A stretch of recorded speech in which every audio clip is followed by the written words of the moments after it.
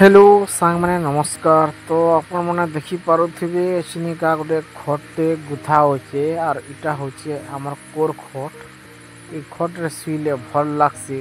तो वर्षा मास भी पड़े आछे तो सेतिर लगी खट टिके सुइले भल आसी। तो सेतिर लगी इटा देखो कोर पूरा गोटे नवाटा घेनी करी खट रे गुथा होचे। देखो प्रोसेस ता केनता होचे देखो इटा मस्त लागा। देखो इटा टिके ऊपर के टेकी दिया हला तार बाहर एटा देखो कना गुथा हो जेटा टिके टिके लेवड़ी जे पछे साइज कर दमा एटा साइज कर सारला पर देखो टिके सलका सलके टिके दा हो जे देखो तार जन जना गैप थिबा सना आर गुटे गुटे थर दे दमा भल हे जिवा पूरा।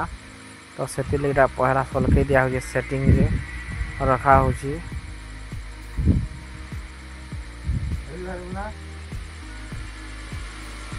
देखो चली जे सेटिंग रे एटा देखो पूरा क्लियर रेडी हो गला। इना खाली टिके भल से टाने टुना देकरी फिटिंग कर देले एटा कामटा सरला। तो आमे इना सुई पारमा। धन्यवाद।